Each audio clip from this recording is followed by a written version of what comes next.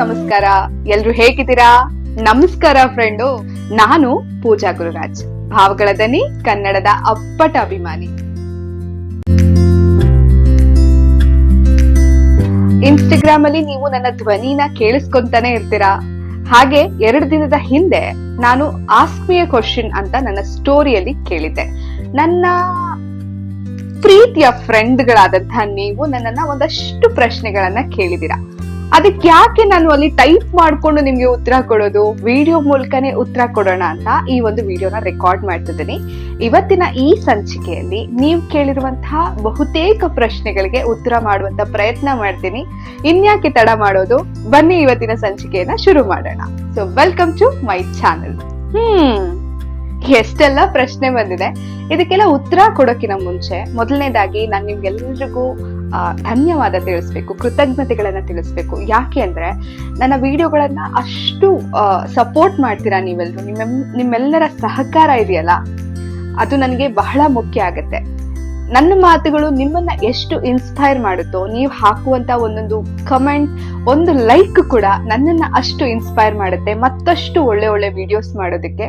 ಮೊದಲನೇದಾಗಿ ಎಲ್ರಿಗೂ ಕೂಡ ನನ್ನ ಫಾಲೋ ಯಾರೆಲ್ಲ ಮಾಡ್ತಿದ್ದೀರಾ, ನನ್ಗೆ ಯಾರೆಲ್ಲ ಸಹಕಾರ ಕೊಟ್ಟಿದ್ದೀರಾ, ಎಲ್ರಿಗೂ ಕೂಡ ಧನ್ಯವಾದಗಳು. ಮೊದಲನೇ ಪ್ರಶ್ನೆ ಅಫಿಷಿಯಲ್ ಶರು 223 ಯೂಸರ್ ನೇಮ್ ಇಂದ ಬಂದಿದೆ. ಸಿಸ್ಟರ್, 3rd ಪರ್ಸನ್ ನಿಂದ ಹಾಳಾಗೋ ಸಂಬಂಧದ ಬಗ್ಗೆ ಒಂದು ವಿಡಿಯೋ ಮಾಡಿ ಸಿಸ್ಟರ್ ಅಂತ ಕೇಳಿದ್ದಾರೆ. ಖಂಡಿತ ಮಾಡ್ತೀನಿ. 3rd ಪರ್ಸನ್ ಇಂದ ಹಾಳಾಗೋ ಸಂಬಂಧ, ಇದ್ರ ಬಗ್ಗೆ ಹೇಳೋದಾದ್ರೆ, ಇಬ್ಬರ ಮಧ್ಯೆ ಒಂದೊಳ್ಳೆ ಅಂಡರ್ಸ್ಟ್ಯಾಂಡಿಂಗ್ ಇದ್ರೆ ಯಾವ 3rd ಪರ್ಸನ್ ಕೂಡ ಬರೋದಕ್ಕೆ ಚಾನ್ಸೇ ಇಲ್ಲ. 3rd ಪರ್ಸನ್ ಬರೋದಕ್ಕೆ ಚಾನ್ಸ್ ಕೊಡೋದು ಯಾರು? ಆ ಇಬ್ರಲ್ಲೇ ಯಾರು ಒಬ್ರಾಗಿರ್ಬೇಕು.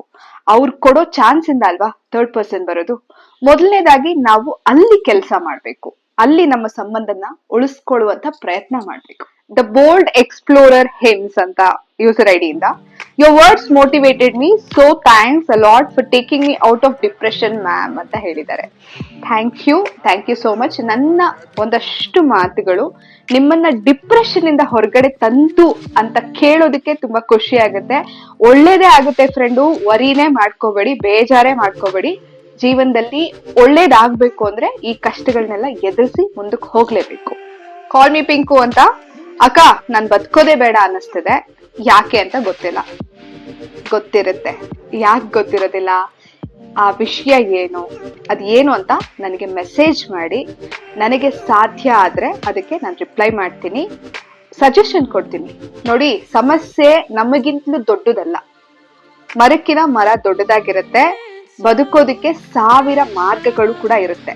ಹೆದರ್ಕೊಳ್ಳೋ ಅವಶ್ಯಕತೆ ಇಲ್ಲ. ಬದುಕನ್ನ ಇಷ್ಟೇ ಅಂತ ಮುಗಿಸೋ ಅಂತ ಅವಶ್ಯಕತೆನೇ ಇಲ್ಲ. Nothing is permanent. ಯಾವುದು ಕೂಡ ಈ ಬದುಕಲ್ಲಿ ಶಾಶ್ವತ ಅಲ್ಲ. ಎಲ್ಲಾನು ನಿಭಾಯಿಸ್ಕೊಂಡು ನಾವು ಮುಂದಕ್ಕೆ ಹೋಗ್ಬೋದು. ನೀವು ಸ್ವಲ್ಪ ಧೈರ್ಯ ಮಾಡ್ಬೇಕು ಅಷ್ಟೇ. I am big fan of your voice. ನೀವು ಹೇಳೋ ಪ್ರತಿ ಮಾತು ಸತ್ಯ sister. All the best for this page. ಧನ್ಯವಾದಗಳು.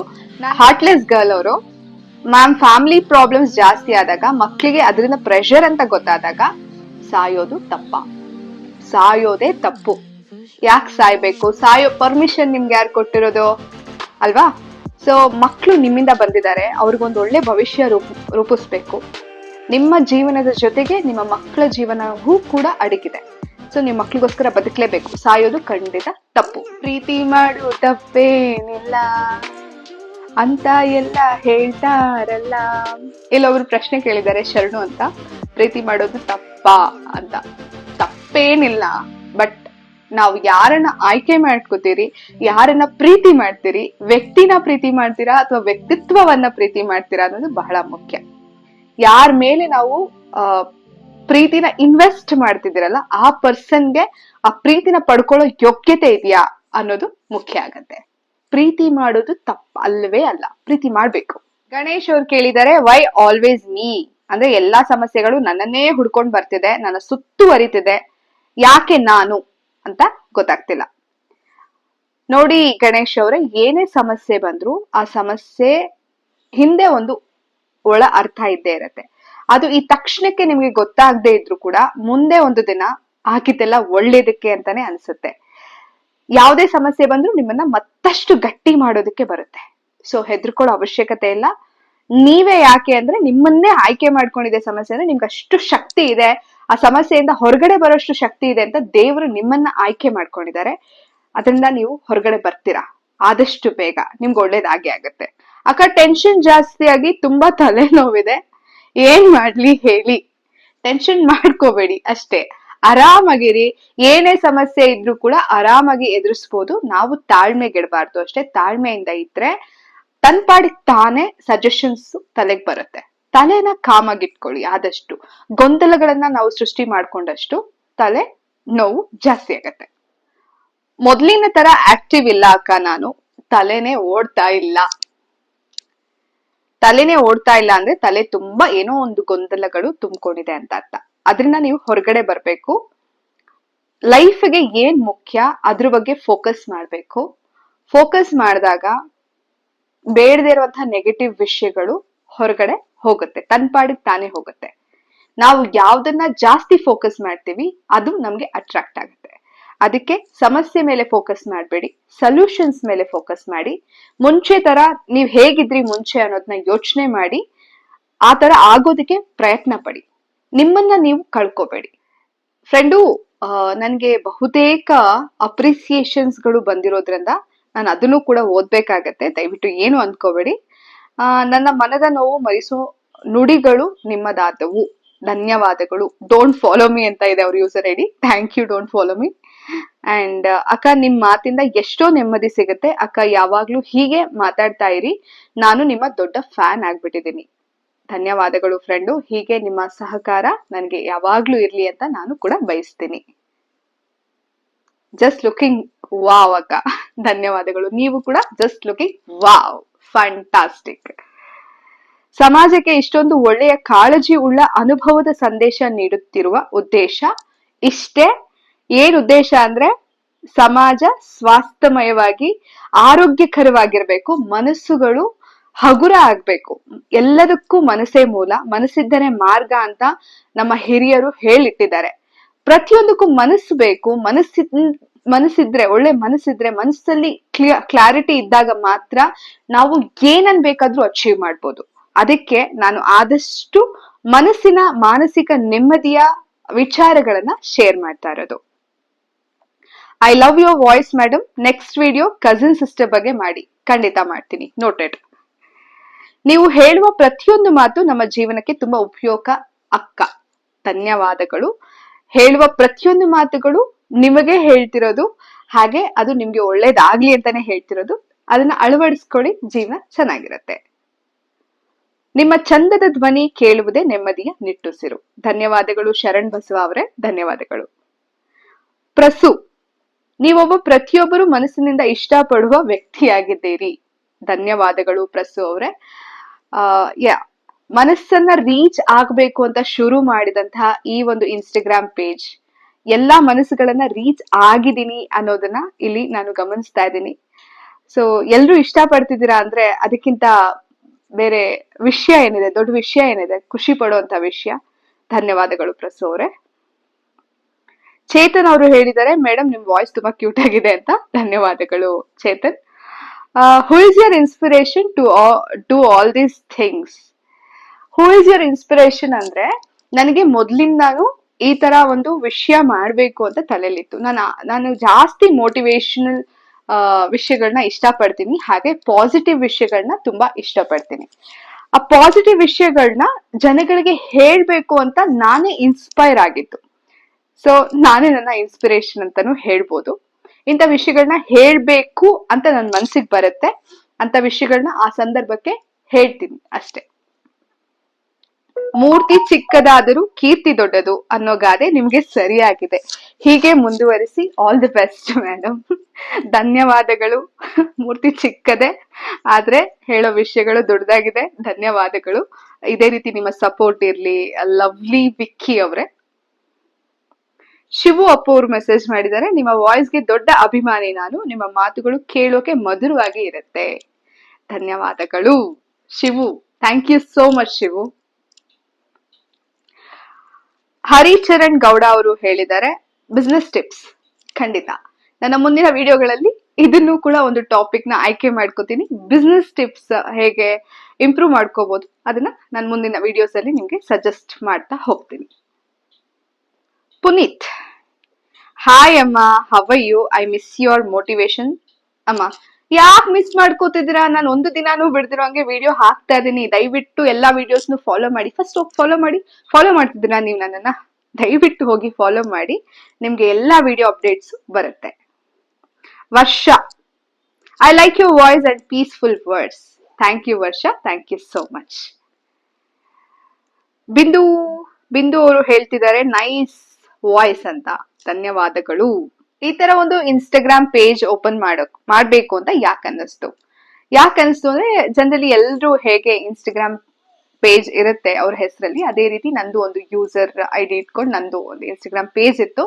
ಆದ್ರೆ ನಾನು ಅದನ್ನ ಹೆಚ್ಚಾಗಿ ಯೂಸ್ ಮಾಡ್ತಿರ್ಲಿಲ್ಲ ಬಿಕಾಸ್ ಆಫ್ ನನ್ನ ಕೆಲಸದ ವಿಚಾರವಾಗಿ. ನನ್ನ ಕೆಲಸದ ಸಮಯ ನನಗೆ ಅನುವು ಮಾಡ್ಕೊಡ್ತಿರ್ಲಿಲ್ಲ. ನಂತರದ ದಿನಗಳಲ್ಲಿ ನಾನು ಸಾಕಷ್ಟು ಪ್ರಯತ್ನಗಳನ್ನ ಮಾಡಿದೆ. ಸಿನಿಮಾ ರಿವ್ಯೂ ಮಾಡಿದೆ, ಹಾಗೆ ಬೇರೆ ಬೇರೆ ತರದಂತಹ ವಿಡಿಯೋಸ್ನ ನಾನು ಮಾಡೋದಕ್ಕೆ ಶುರು ಮಾಡಿದೆ. ಅದಾದ್ಮೇಲೆ ನಾನ್ ಚೂಸ್ ಮಾಡ್ಕೊಂಡಿದ್ದು ಮೋಟಿವೇಶನ್, ಮಾನಸಿಕ ಆರೋಗ್ಯದ ಕುರಿತು ಹೇಳ್ಬೇಕು ಅಂತ. ಯಾಕೆಂದ್ರೆ ಯಾರೋ ಒಬ್ರು ಬಂದು ನಮಗ್ ಸಮಾಧಾನ ಹೇಳ್ದಾಗ, ನಾವು ನೋವಲ್ಲಿದ್ದಾಗ ಸಮಾಧಾನ ಹೇಳ್ದಾಗ, ಆ ಸಮಾಧಾನದ ಮಾತುಗಳೇ ನಮ್ಮನ್ನ ಮತ್ತೆ ಏನೋ ಒಂದು ಹೊಸ ಹುರುಪನ್ನ ತುಂಬಿ ಕೆಲಸ ಮಾಡ್ಬೇಕು ಅಂತ ನಾವ್ ಎದ್ದೇಳ್ತೀವಿ. ಆ ಮಾತಿದೆಯಲ್ಲ, ಆ ಕಷ್ಟದ ಸಮಯದಲ್ಲಿ, ಆ ನೋವಿನ ಸಮಯದಲ್ಲಿ ಆ ಒಂದು ಮಾತಿದೆಯಲ್ಲ, ಅದೊಂದು ಸಾಕಾಗತ್ತೆ ನಾವ್ ಮತ್ತೆ ಎದ್ದು ನಿಂತ್ಕೊಳ್ಳೋದಕ್ಕೆ. ಎಷ್ಟೋ ಸರಿ ಜೀವನದಲ್ಲಿ ಏನಾಗತ್ತೆ ಅಂದ್ರೆ ಆ ವಿಷಯ, ಆ ಒಂದು ಮಾತುಗಳನ್ನ ಹೇಳೋರೇ ಇರೋದಿಲ್ಲ. ಆ ಮಾತನ್ನ ಹೇಳ್ಬೇಕು, ಮಾನಸಿಕ ಆರೋಗ್ಯವನ್ನ ಸುಧಾರಿಸ್ಬೇಕು ಅನ್ನೋ ನಿಟ್ಟಿನಲ್ಲಿ ನಾನು ಈ ಇನ್ಸ್ಟಾಗ್ರಾಮ್ ಪೇಜ್ ಅನ್ನ ಶುರು ಮಾಡಿದ್ದು. ಕಿರಣ್ ಅವರು ಪ್ರಶ್ನೆ ಕೇಳಿದ್ದಾರೆ, ನಾನೊಬ್ಬರನ್ನ ತುಂಬಾ ಪ್ರೀತಿ ಮಾಡ್ತಿದ್ದೆ, ಆದ್ರೆ ಅವರಿಗೆ ಬೇರೆ ಮದ್ವೆ ಆಗ್ಬಿಟ್ಟಿದೆ, ಆದ್ರೂ ನನ್ಗೆ ಅವರನ್ನ ಮರೆಯೋದಕ್ಕೆ ಸಾಧ್ಯ ಆಗ್ತಿಲ್ಲ ಅಂತ. ನೋಡಿ ಕಿರಣ್, ಅವರೇ ನಿಮ್ಮನ್ನ ಬಿಟ್ಟು ಹೋಗ್ಬೇಕು ಅಂತ ನಿರ್ಧಾರ ಮಾಡಿದ್ಮೇಲೆ ನೀವ್ ಅವ್ರನ್ನ ತಡೆದ್ ನಿಲ್ಸೋದಕ್ ಆಗೋದಿಲ್ಲ. ಯಾಕೆಂದ್ರೆ ಅವ್ರು ಹೋಗ್ಬೇಕು ಅಂತ ನಿರ್ಧಾರ ಮಾಡಿದ್ದಾರೆ ಅಂದ್ರೆ ಒಂದೇ ಸರಿ ಅವರು ಡಿಸಿಷನ್ ನ ತಗೊಂಡಿರೋದಿಲ್ಲ. ನಿಮ್ ವಿಷಯವಾಗಿ, ನಿಮ್ಮ ಸಂಬಂಧದ ಕುರಿತು ಸಾವಿರಾರು ಸರಿ ಯೋಚನೆ ಮಾಡಿ ಹೋಗ್ಲೇಬೇಕು ಅಂತ ಡಿಸೈಡ್ ಮಾಡ್ಕೊಂಡು ಹೋಗಿರ್ತಾರೆ. ಬೇರೆ ಮದ್ವೆ ಆಗಿದ್ದಾರೆ ಅಂದ್ರೆ ನೀವೇ ಅರ್ಥ ಮಾಡ್ಕೊಳ್ಳಿ. ಇನ್ನು ಅವ್ರ ನೆನಪು ನಿಮಗೆ ಕಾಡ್ತಿದೆ ಅಂದ್ರೆ ನೀವು ಹಾನೆಸ್ಟ್ ಆಗಿ, ಲಾಯಲ್ ಆಗಿ ಪ್ರೀತಿ ಮಾಡಿದೀರಾ ಅಂತ ಅರ್ಥ. ಯಾರು ಲಾಯಲ್ ಆಗಿರ್ತಾರೋ ಅವರಿಗೆ ನೋವು ಜಾಸ್ತಿನೇ. ಅದನ್ನ ಮರೆಯೋದಕ್ಕೆ ಟೈಮ್ ತಗೊಳುತ್ತೆ. ಆದಷ್ಟು ನಿಮಗ್ ಇಷ್ಟ ಆಗೋ ಕೆಲ್ಸಗಳನ್ನ ನೀವು ಮಾಡಿ, ಎಂಗೇಜ್ ಆಗಿ, ಬಿಸಿ ರೊಟೀನ್ ಅನ್ನ ಇಟ್ಕೊಳ್ಳಿ. ಎಲ್ಲೂ ಕೂಡ ಅವರ ನೆನಪು ಬಂದು ನಿಮ್ಮನ್ನ ಹಿಟ್ ಮಾಡದೇ ಇರೋ ತರ ನೀವು ನೋಡ್ಕೊಳ್ಳಿ.